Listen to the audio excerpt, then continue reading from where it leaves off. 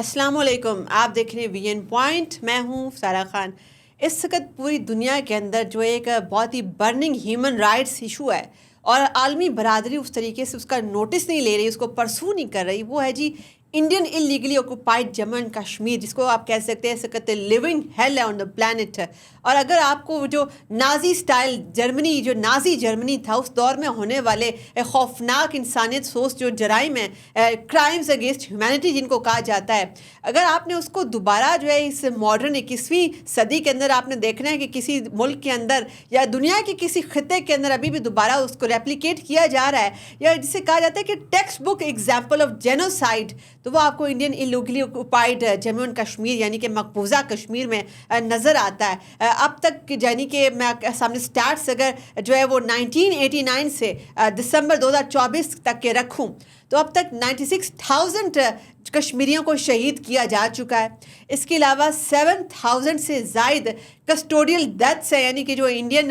جو فورسز کی کسٹڈی میں جو ڈیتھس اموات ہوئی ہیں کوشچنیبل سرکمسٹانسز میں تقریباً 7,000 ہیں. اور اس کے علاوہ 11,000 سے زائد خواتین کو گینگ ریپ کیا گیا یا مولیسٹ کیا گیا. اور ان تمام خطرناک ترین کرائمز اگینسٹ ہیومینٹی کے ہوتے ہوئے، ان کے پرپیٹریٹ ہوتے ہوئے، اس کے باوجود عالمی برادری انڈیا کے ساتھ جو کہ ان تمام جرائم کی اسپانسر اسٹیٹ ہے اور اس کی واچ میں سب کچھ ہو رہا ہے، اس کے اسپانسر سے سب کچھ ہو رہا ہے، عالمی برادری ان کے ساتھ تجارت بھی کر رہی ہے. ان کے ساتھ ابھی تک جو ہے ڈپلومیٹک سفارتی تعلقات، تمام قسم کے پولیٹیکل تعلقات وہ بھی ہو رہے ہیں. اور سب سے زیادہ افسوسناک پہلو اس میں یہ ہے کہ جو امریکن نیشنل سیکیورٹی اسٹریٹجی ہے، جو کہ وہ ہمیشہ ایک ڈاکیومنٹ جو ہے ایک جاری کرتے ہیں اپنی نیشنل سیکیورٹی کا، اس کے مطابق جو ابھی لیٹسٹ بائیڈن ایڈمنسٹریشن نے 2022 میں جاری کی، انہوں نے انڈیا کو اپنا اسٹریٹجک پارٹنر قرار دیا. آپ ایک ایسے ملک کو اپنا اسٹریٹجک پارٹنر کیسے تصور کر سکتے ہیں جو کہ انسانیت کی، انسانی حقوق کی سنگین ترین خلاف ورزیاں کر رہا ہے، انسانیت کی تذلیل کر رہا ہے. چونکہ democratic neo liberal world order جو ہے اس کی بنیاد ہی انسانی حقوق، ڈیموکریٹک رائٹس ہیں، اور امریکہ اس ورلڈ آرڈر کا بہت بڑا چیمپئن ہے، اس کا پلر ہے. اور اس نے دنیا کے اندر جمہوریتوں اور انسانی حقوق کے لیے جو ہے وہ بڑا کام بھی کیا. اور اس کو اگر کچھ ممالک میں انویٹ کرنا پڑا، اس نے انویٹ بھی کیا اس نام کے اوپر، یہ جواز بنا کر کے جی انسانی حقوق کی خلاف ورزیاں ہو رہی تھیں، اس وجہ سے ہم نے اس روگ رجیم سے نجات دلاتی ہے. ان کے مطابق ان کا سٹینس یہ ہوتا تھا. مگر جہاں پر ایکچوئل میں ڈاکومنٹ ہو رہی انسانی حقوق کی خلاف ورزیاں، آپ یو این کی کوئی بھی رپورٹ نکال کر دیکھ لیں، آپ ایمنسٹی انٹرنیشنل کو فالو کر لیں، آپ UNHCR کو فالو کر لیں، تو آپ کے جو تمام انڈیپینڈنٹ انٹرنیشنل عالمی ادارے ہیں، آپ ان کی رپورٹس کو کیسے رد کر سکتے ہیں، ان کو نظر انداز کیسے کر سکتے ہیں؟ اب چونکہ ہم نے بات کر لی کہ کنسنٹریشن کیمپ ایک بنایا ہوا انڈیا نے، Indian illegally occupied Jammu and Kashmir, تو اس کے عزائم کیا، اس کے ڈیزائنز کیا ہیں اس کے حوالے سے؟ تو جو یہ 5 اگست 2019 کا جو اقدام تھا مودی رجیم کا، اس کا سب سے بڑا مقصد یہ تھا کہ جو مقبوضہ کشمیر ہے اس کو ڈیموگرافکلی بالکل کمپلیٹلی چینج کر دیا جائے، ٹرانسفارم کر دیا جائے، تاکہ جو انڈیا ایک ہندو میجورٹی اسٹیٹ کے طور پر جو ہے وہ ہمیشہ آگے بھی جو ہے وہ باقی تمام قومیتوں کا صفایا کر دے، ان کو سائڈ لائن کر دے، اور اس کے علاوہ جو ہے صرف ہندوز کا کاروبار تھرائیو کرے. اب جو Indian illegally occupied Jammu and Kashmir, یہ جو اسٹیٹ تھی مقبوضہ کشمیر کی، اس کو آرٹیکل 370 کے تحت ایک سیمی آٹونومس اسٹیٹس حاصل تھا، جو دو کہ سکسیسیولی انڈیا نے جو ہے اس کو جو ہے لیکویڈیٹ کیا اور اس کو ٹوتھ لیس بنایا. اس کے باوجود بھی حالانکہ ان کو جو ہے ایک انٹرنیشنلی بھی ایک یہ بالکل کمپلیٹ رائٹ تھا. اس کے ساتھ ساتھ جو آرٹیکل جو اس کے ساتھ بنتا ہے 35A، اس کو بھی امپلیمنٹ کر کے، جو کس خاص طور پہ اس حوالے سے تھا کہ صرف کشمیری ہی وہاں پر جو ہے پراپرٹی لے سکتے ہیں اور کشمیری ہی جو ہیں وہ وہاں پر جو ہے وہ لینڈ ایکوائر کر سکتے ہیں. تو اب انڈین ڈیزائنس جو ہیں ان کا عملی نتیجہ سامنے آنے لگ گیا ہے کہ جیسے انہوں نے ڈومیسائل لاز چینج کیے ہیں، تو ڈومیسائل لاز کی چینج ہوتے ہی آپ دیکھتے ہیں کہ تقریباً 500,000 انڈینس جو ڈفرینٹ اسٹیٹس کے ہیں، انہوں نے جا کر جو ہے مقبوضہ کشمیر میں پراپرٹی ایکوائر کر لیا. انڈین گورنمنٹ نے خاص ان کو انسینٹیوز دیے اور ان انسینٹیوز کے بنا پر انہوں نے جو ہے اونے پونے کشمیریوں کی زمینوں کے اوپر، ان کے کاروباروں کے اوپر قبضہ کیا ہے اور ان کو ہراساں کیا ہے، اور ان کے ساتھ جو انڈین ریاستی جبر ہے اس نے ان کی مدد کی ہے ہندوؤں کی، اور انہوں نے جو ہے کشمیریوں کے کاروباروں کے اوپر، گھروں کے اوپر، ان کی زمینوں جو آباء و اجداد کی زمینیں تھیں ان کے اوپر قبضہ جمانے کی جو ہے پوری سخت مہم جاری ہے. اس کے ساتھ ساتھ کشمیر کی جو لوکل اکانومی ہے، جو کہ مسلمز اس کا پارٹ تھے،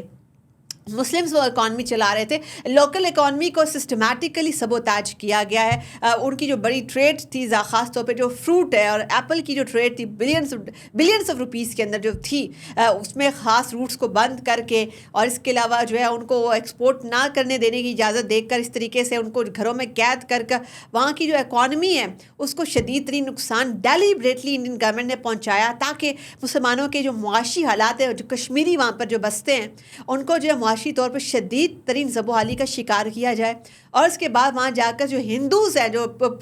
پورے کی پوری انڈین اسٹیٹ سے جہاں سے مرضی وہ وہاں پر جا سکتے ہیں، وہ وہاں پر جا کے لینڈ ایکوائر کر سکتے ہیں، وہاں پہ اس کے علاوہ وہ کاروبار وہاں پہ شروع کر سکتے ہیں. ورنہ اس سے پہلے تو یہ شرط ہوتی تھی کہ وہاں پہ صرف کشمیری سے ان کو یہ رائٹ حاصل تھا.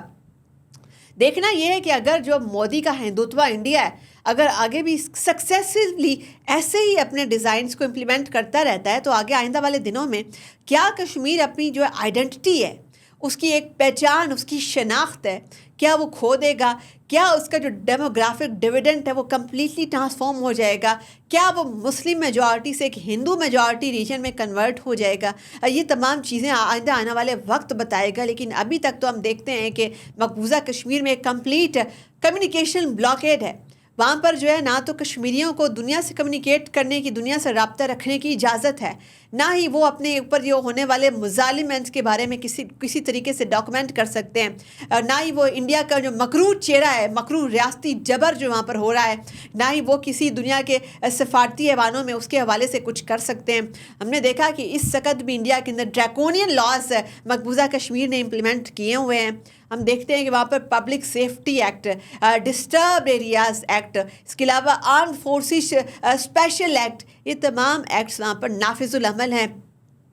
جس مرضی انسان کو وہاں پر، جس مرضی کشمیری کو وہاں پر ایبڈکٹ کرنا ہو، انڈین اسپیشل فورسز جو ہے ان کو ایبڈکٹ کر سکتی ہیں، ان کو کسٹوڈیل حراست میں لے سکتی ہیں، ان کو ٹارچر کر سکتی ہیں. ان کی وہاں پر اگر ڈیتھ بھی ہو جائے، اگر UNHCR نے کچھ عرصہ پہلے پوائنٹ آؤٹ کیا تھا کہ انڈین اسپیشل فورسز کو کسی بھی قسم کی اکاؤنٹیبلٹی پروسیس سے نہیں گزرنا پڑتا. ان کو یہ جو رعایت حاصل ہے کہ وہ کسی بھی کشمیری کو اٹھا کر کہیں بھی لے جا کر کسی بھی ظلم و بربریت کا نشانہ بنا سکتی ہیں. تو اس کے نتیجے میں ہم نے دیکھا نا کہ پھر 7,000 سے زائد کسٹوڈیل ڈیتھ انڈین ٹارچر کی وجہ سے جیلوں کے اندر ہوئی. اور اس میں بدنام زمانہ تہار جیل، جہاں پہ متعدد کشمیری حریت رہنما اس وقت بھی قید ہیں اور صحبتیں گزار رہے ہیں، اس کو کیسے ہم بھول سکتے ہیں؟ اور اس کے ساتھ ساتھ آپ نے یہ بھی دیکھا کہ ان تمام جرائم کے ساتھ انڈیا کی ایک طرف تو ریاستی دہشت گردی مقبوضہ کشمیر میں جاری ہے، اور اس کے ساتھ ساتھ انڈیا کے جو عدالتی نظام کی دہشت گردی ہے، جسے ہم کہہ سکتے ہیں judicial terrorism of Indian supreme court, وہ بھی اس وقت جو ہے پیرلل جاری ہے. یعنی کہ ایک سیکولر ڈیموکریسی ہونے کا دنیا کے سامنے ڈھونگ رچانے والا ملک، ایک ایسا ملک جو دنیا کے سامنے اپنا سیکولر چہرہ پریزنٹ کرنے کی کوشش کرتا ہے، اس کا اصل چہرہ یہ ہے کہ اس کا عدالتی نظام کمپرومائزڈ ہے، ہائی جیکڈ ہے. ہندوتوا نے انڈیا کا عدالتی نظام ہائی جیکٹ کر لیا ہے، اور اس کی سب سے بڑی مثال ہمارے سامنے 11 دسمبر 2023 کا فیصلہ ہے، جب انڈین سپریم کورٹ نے نہ صرف 5 اگست 2019 کے انلیگل اقدامات کو جسٹیفائی کیا، بلکہ ساتھ ساتھ انڈیا کی جو بروٹ فورس ہے مقبوضہ کشمیر کے اندر،